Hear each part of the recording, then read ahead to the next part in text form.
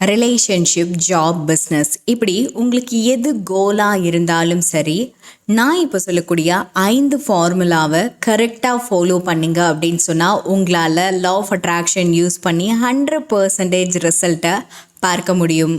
So இந்த 5 formula என்னென்ன அப்படிங்கிறத தெளிவாக நீங்கள் புரிஞ்சு வச்சுக்கிட்டு அதற்கு பிறகு லா ஆஃப் அட்ராக்ஷன் ஃபாலோ பண்ணிங்கன்னா மட்டும்தான் உங்களால் ஈஸியாக சக்ஸஸை பார்க்க முடியும். லா ஆஃப் அட்ராக்ஷன் பற்றி எனக்கு தெரியும், இல்லை இப்போ தான் நான் லேர்ன் பண்ணிட்டு வந்துட்டுருக்கேன் அப்படிங்கிற ஒவ்வொருத்தருமே இந்த 5 விதிமுறைகளையும் கட்டாயம் புரிஞ்சு வச்சுக்க வேண்டியது மஸ்ட் இம்பார்ட்டண்ட்.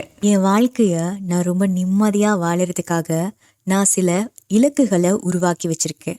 அந்த இலக்குகளை அடையணும் அப்படின்னு சொல்லி நான் கிட்டத்தட்ட 10 வருஷமாக லா ஆஃப் அட்ராக்ஷன் ஃபாலோ பண்ணிகிட்ருக்கேன். ஆனால் என் கையில் எனக்கு கிடைச்சிருக்க ரிசல்ட் என்ன அப்படின்னா 0 தான். மேம், நான் 5 வருஷமாக லா ஆஃப் அட்ராக்ஷன் மெத்தட்ஸ் எல்லாம் ஃபாலோ பண்ணுறேன். நான் எங்கே தப்பு செய்கிறேனே எனக்கே தெரியல. என் ஃப்ரெண்டுக்கெல்லாம் லா ஆஃப் அட்ராக்ஷன் அப்படின்னா என்னங்கிறத நான் தான் சொல்லி கொடுத்தேன். ஜஸ்ட் அவனுக்கு 1 இயராக தான் அவன் தெரிஞ்சுக்கிட்டான். ஆனால் அவனுக்கு சக்ஸஸ் கிடைக்குது, ஆனால் எனக்கு சக்ஸஸ் கிடைக்கல. அது ஏன் லா ஆஃப் அட்ராக்ஷன் எனக்கு மட்டும் ஒர்க் ஆக மாட்டேங்குது? எக்கச்சக்கமான பேர் இந்த லா ஆஃப் அட்ராக்ஷனில் மேனிஃபெஸ்டேஷன்லாம் ஃபாலோ பண்ணி எனக்கு தெரிஞ்சே நிறைய பேர் சக்ஸஸ் அடைகிறாங்க. ஆனால் ஏன் எனக்கு மட்டும் இந்த லா ஆஃப் அட்ராக்ஷன் ஒர்க் ஆக மாட்டேங்குது?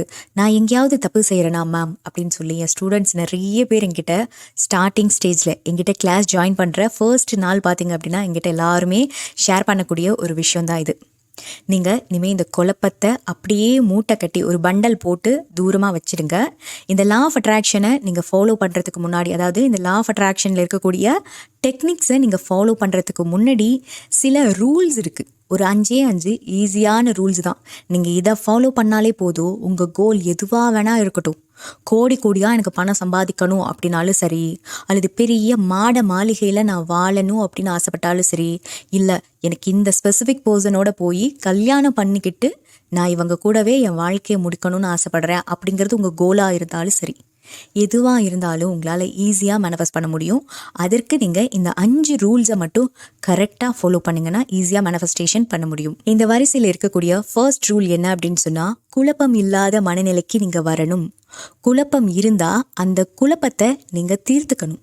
அந்த குழப்பத்திற்கு தீர்வை நீங்கள் கண்டுபிடிக்கணும். நீங்கள் கவுன்சிலிங் எடுத்துக்கிட்டாலும் சரி, இல்லை எங்கேயாவது போய் அந்த குழப்பத்திற்கான ஒரு ஸ்ட்ராங்கான சொல்யூஷனை நீங்கள் எடுத்துகிட்டு வந்தால் தான் உங்களுக்கு குழப்பமில்லாத ஸ்ட்ராங்கான ஒரு ஸ்டேபிளான மென்டாலிட்டி உருவாகும்.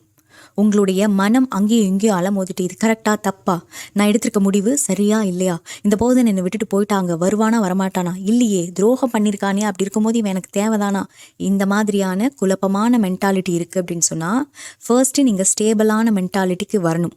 அதற்கு பிறகு தான் நீங்கள் மேனிஃபெஸ்டேஷனில் ஈடுபடணும். நிறைய பேர் இந்த இடத்துல தப்பு பண்ணுறீங்க. மேம், எனக்கு குழப்பமாக இருக்குது, ஃபர்ஸ்ட்டு நான் கவுன்சிலிங் எடுத்துக்கிறேன், அதற்கு பிறகு நான் ஒரு கான்சன்ட்ரேஷன் ஒரு விஷயத்தில் நான் ஃபோக்கஸ் பண்ண ஆரம்பித்ததுக்கு பிறகு, நான் ஒரு நிலையான மென்டாலிட்டிக்கு வந்த பிறகு நான் ரிலேஷன்ஷிப் அட்ராக்ட் பண்ண போகிறேன் அப்படின்னு ஒருத்தர் கூட சொன்னதே இல்லை. சில பேர் தான் சொல்லுவாங்க, அது யூனிக்கான பீப்புள்ஸ். ஓகேங்களா, எனக்கு குழப்பமாக இருக்குது, நான் இதை பண்ணட்டுமா வேண்டாமா அப்படின்னு சில பேர் தான் கேட்பாங்க. அதற்கு பிறகு தான் மேனிஃபெஸ்டேஷன் மெத்தட்ஸில் ஈடுபடுவாங்க. இதுதான் ரைட்டான வே. ஓகேங்களா, இல்லை எனக்கு எவ்வளோ குழப்பமாக இருந்தாலும் பரவாயில்ல, எனக்கு ஸ்ட்ரெயிட்டாக ரிலேஷன்ஷிப் அட்ராக்டுக்குள்ளே போகணும் அப்படின்னா அந்த இடத்துல அது சக்ஸஸ் கொடுக்காது. ரிசல்ட் 0 தான் கொடுக்கும். முதல்ல நீங்கள் ஸ்ட்ராங்கான மைண்டுக்கு வரணும். அதற்கு பிறகு தான் மேனிஃபெஸ்டேஷன் பண்ணணும். அந்த ஸ்ட்ராங்கான மென்டாலிட்டி நீங்களே உருவாக்கிக்கிட்டாலும் சரி, இல்லை நீங்கள் எங்கேயாவது போய் கவுன்சிலிங் எடுத்துக்கிட்டு இதுதான்ப்பா இப்போ என் கோலு, நான் கிளியராக இருக்கேன்ப்பா அப்படிங்கிற மென்டாலிட்டி உருவாக்கிக்கிட்டு அதுக்கு பிறகு தான் நீங்கள் ரிலேஷன்ஷிப்பை அட்ராக்ட் பண்ணணும். எந்த விஷயமா இருந்தாலும் சரி, எந்த கோலாக இருந்தாலும் சரி, நீங்கள் அதை அட்ராக்ட் பண்ணுறதுக்கு முன்னாடி குழப்பம் இல்லாத மனநிலையை நீங்கள் அடைஞ்சிருக்கணும். ஸோ இந்த வரிசையில் இருக்கக்கூடிய 2வது ரூல் என்ன அப்படின்னு சொன்னால், மேம் நீங்கள் முன்னாடி சொன்ன மாதிரி குழப்பம் இருந்துச்சு, இப்போ அந்த குழப்பம் தீர்ந்து போயிடுச்சு, ஆனால் இப்போ பேலன்ஸ் என் கையில் இருக்கிறது நம்பிக்கை இல்லைங்க மேம் அப்படின்னு சொன்னீங்கன்னா நீங்கள் எலிஜிபிள் இல்லைன்னு அர்த்தம். குழப்பம் தீர்ந்துருச்சு இல்லையா, குழப்பம் தீர்ந்து போச்சு அப்படின்னு சொன்னால் உங்களுக்கு ஒரு ரிசல்ட் கையில் கிடச்சிருக்கும். அந்த ரிசல்ட் ஒரு வேளை அந்த பர்சன் எனக்கு கிடைக்க மாட்டாங்க அப்படிங்கிறதா இருந்தது அப்படின்னா உங்களால் மேனிஃபெஸ்டேஷன் பண்ண முடியாது. ஒரு விஷயத்தை இந்த பர்சன் அப்படின்னு இல்லை, உங்களுக்கு எந்த கோலாக இருந்தாலும் அதை அட்ராக்ட் பண்ண முடியாது.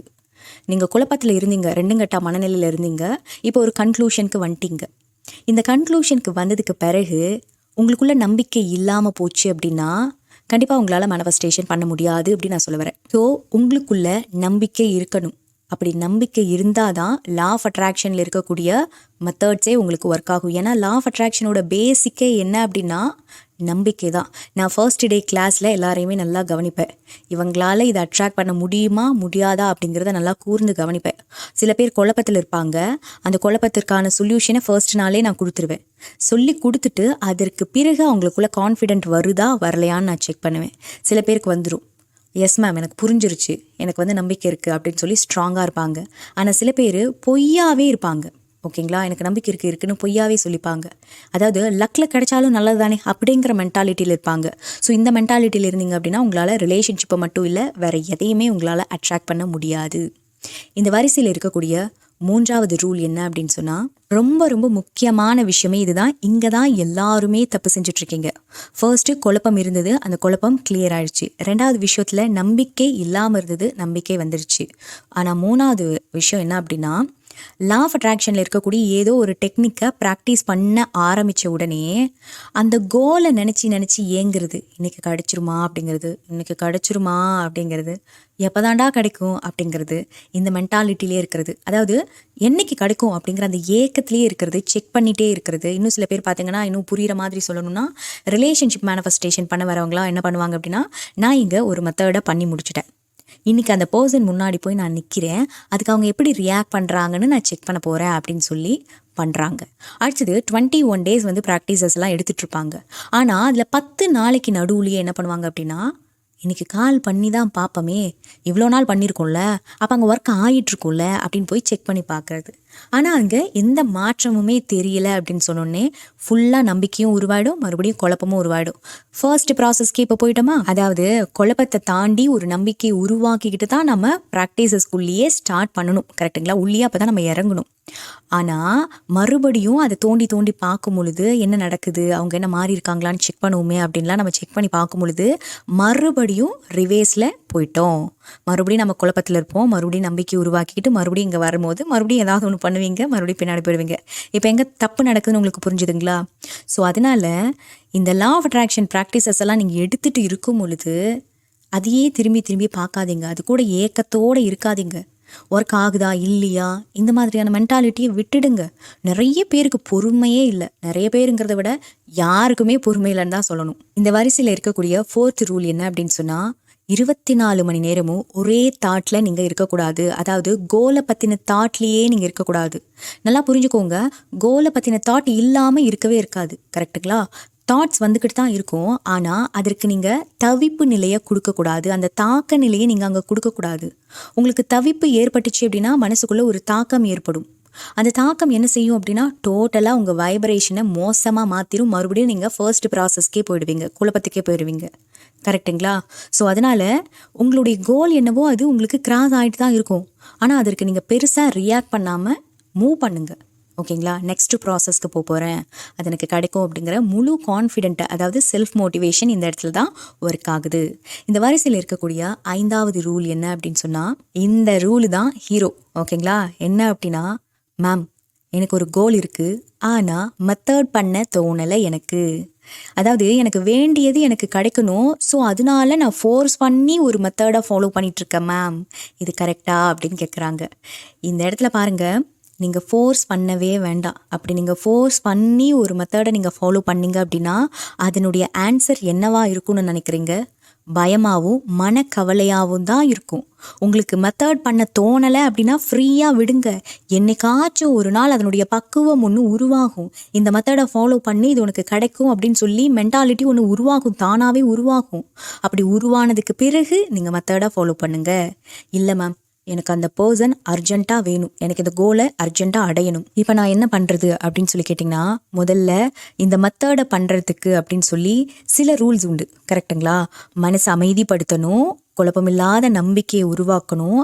அதற்கு பிறகு தான் நமக்கு லா ஆஃப் அட்ராக்ஷனில் இருக்கக்கூடிய மெத்தட்ஸையே ஃபாலோ பண்ணணும் அப்படின்னு சொல்லி முன்னாடியே பார்த்தோம் இல்லையா? இது தாண்டி இன்னும் நிறைய விஷயங்கள் இருக்குது. ஸோ அதெல்லாம் பண்ணும்போது தான் உங்களுக்கு இந்த மெத்தட் பண்ணுறதுக்கான அந்த பிடிப்பு நிலையை உருவாகும். கான்செப்ட் புரியுதுங்களா? ஸோ உங்களால் அதுக்கு வளைஞ்சு கொடுக்க முடியல, என்னால் மெத்தட் பண்ணுறதுக்கான மென்டாலிட்டியே இல்லை அப்படின்னு சொன்னால் அதை பண்ணுறதுக்கு ஓகேங்களா, மெத்தட் பண்ணுறதுக்கான மென்டாலிட்டியை உருவாக்குறதுக்கு நிறைய ப்ராக்டிசஸ் இருக்குது. ஸோ இது ரிலேட்டடான ப்ராக்டிசஸ் நீங்கள் எடுத்துக்கணும் அப்படின்னு நினைக்கிறீங்கன்னா கீழே டிஸ்பிளே ஆகிட்டு இருக்கக்கூடிய நம்மளுடைய வாட்ஸ்அப் காண்டாக்ட் நம்பருக்கு மெசேஜ் பண்ணுங்கள். நான் நிறைய பேருக்கு law of attraction coaching classes எல்லாம் கொடுத்துட்ருக்கேன். ஒருவேளை உங்களுக்கும் தேவைப்படுது அப்படின்னு சொன்னால் வாட்ஸ்அப்பில் மெசேஜ் பண்ணுங்கள். மேலும் நான் 2 புத்தகங்கள் எழுதியிருக்கேன். ஒன்று பேராற்றலின் பிறப்பிடம், மற்றொன்று உறக்கத்தின் உளவியல். இந்த 2 புத்தகங்களும் பார்த்தீங்க அப்படின்னா ஃப்ளிப்கார்ட், அமேசான், நோஷன் ப்ரெஸ் அப்படிங்கிற 3 தளங்களையும் இப்போது அவைலபிளாக இருந்திருக்கு.